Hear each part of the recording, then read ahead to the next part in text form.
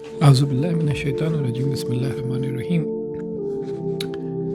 کتاب کا نام ہے ضیاء النبی، سیرت النبی کے اوپر کتاب ہے۔ پیر کرم شاہ الازہری نے اس کو ترتیب دیا ہے۔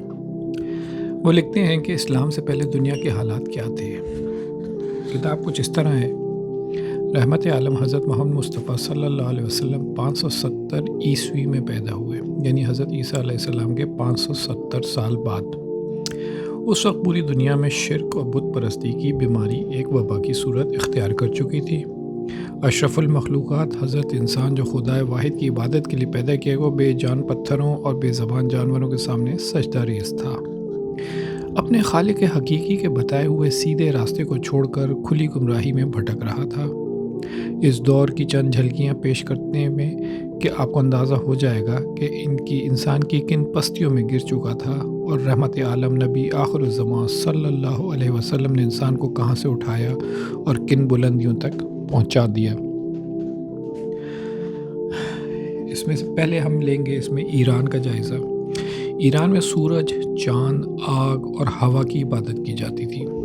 زرتشتی مذہب میں کتے کو بیوی بچوں سے معزز سمجھا جاتا تھا۔ بیمار سے نفرت کی جاتی۔ ان کا خیال تھا کہ اس پر بری قوت غالب آ گئی ہے، لہٰذا اس کے قریب نہ جاؤ، اسے بھوکا پیاسا مرنے دو۔ مرنے والے کو دفن نہیں کرتے تھے بلکہ کنویں میں لٹکا دیتے تھے تاکہ پرندے اس کا گوشت نوچ لیں۔ کسی ناپاک چیز کو پاک کرنے کے لیے گائے کا پیشاب استعمال کرتے تھے۔ بیٹی اور بہن کے ساتھ شادی کو مذہبی طور پر جائز سمجھا جاتا تھا۔ عمرہ سینکڑوں بیویاں رکھ سکتے تھے اور اپنی کسی بیوی کو عاریتاً اپنے کسی دوست کے حوالے کر دینا ایک پسندیدہ اور قابل تعریف فعل تھا۔ اچھا جی، اب اس پہ آتے ہیں ہم سلطنت روما کی طرف آتے ہیں، یعنی روم کے اوپر۔ روم کی پوزیشن یہ تھی کہ اسلام سے پہلے رومی سلطنت دنیا کی سب سے بڑی مملکت تھی، جو برطانیہ سے مصر تک پھیلی ہوئی تھی۔ سلطنت روما کا سرکاری مذہب عیسائیت تھا۔ غیر عیسائی لوگوں پر ناجائز سختیاں کی جاتی تھیں اور بدکاری اور عصمت فروشی کا دھندا برسرعام کیا جاتا تھا۔ اب چلتے ہیں مصر کی طرف۔ پہلے تو مصر میں ہر قبیلے کا علیحدہ خدا ہوتا تھا، مگر بعد میں بہت سے خداؤں اور بادشاہوں کی پرستش کرنے لگے۔ بہن اور بیٹی سے شادی کا بھی رواج تھا۔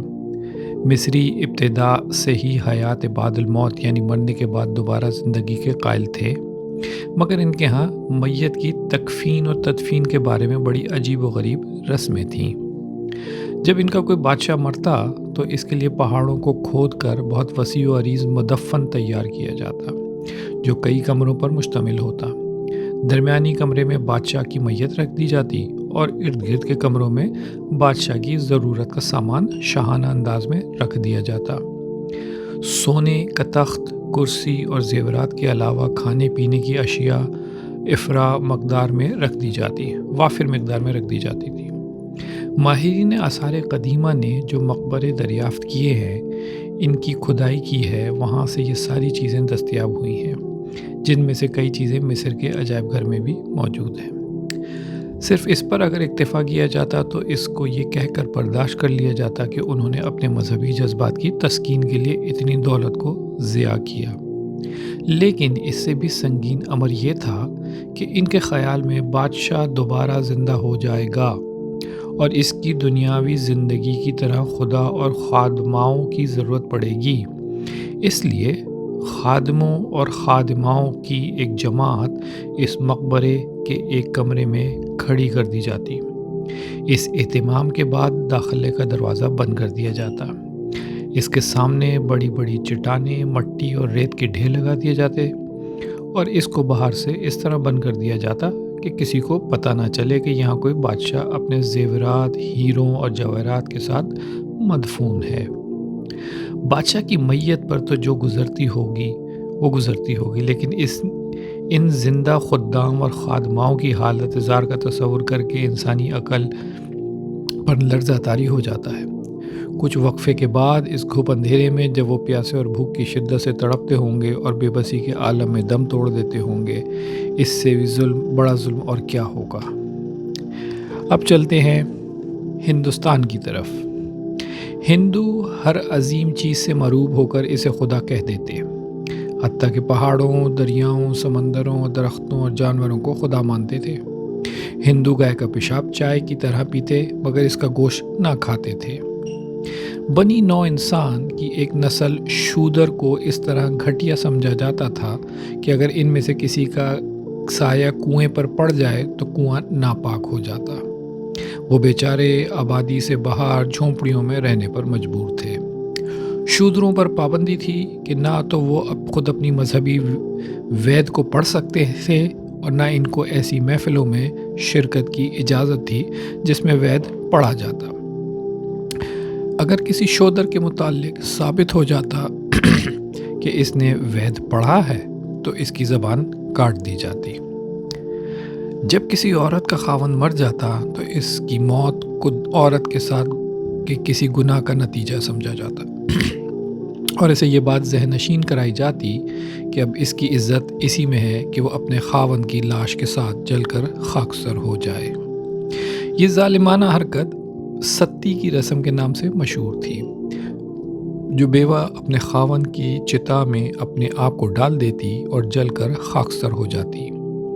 اس کی تعریفوں کے پل باندھ دیے جاتے اور جو عورت ایسا نہ کرتی اسے حقارت کی نظر سے دیکھا جاتا اور دوسری شادی کی اجازت نہ تھی، خواہ وہ ابھی بالکل نوجوان ہی ہو۔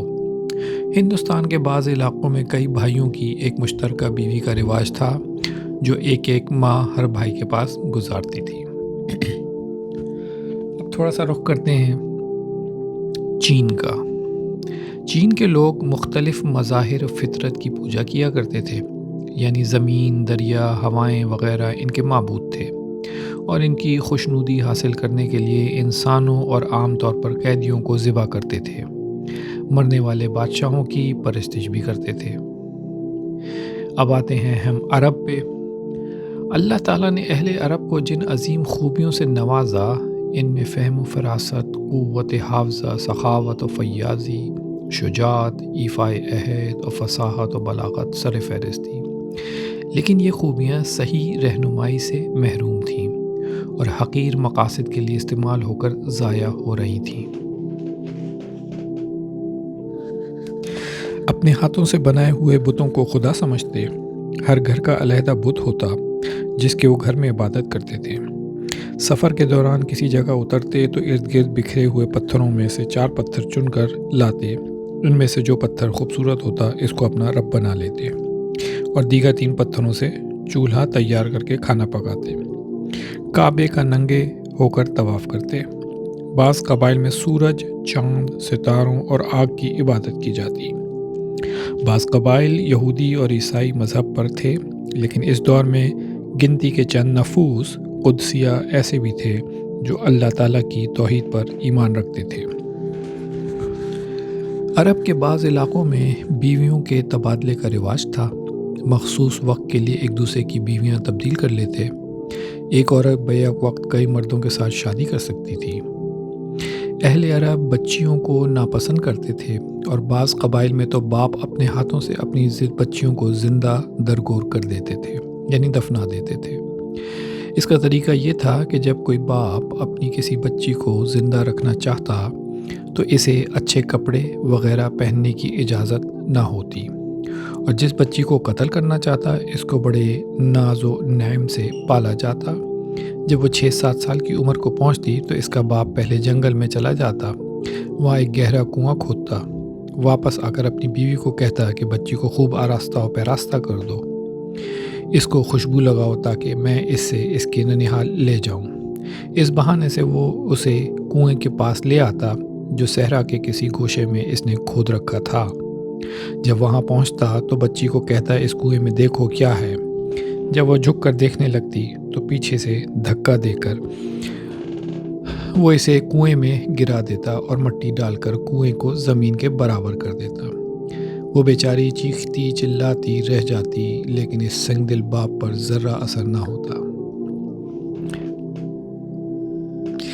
تو یہ تھے اس وقت کی معلوم دنیا کے حالات جن میں اللہ تعالیٰ نے رہبر اعظم تاجدار ختم نبوت حضرت محمد مصطفیٰ صلی اللہ علیہ وسلم کو ان گمراہ لوگوں کی ہدایت کے لیے مابعوث فرمایا۔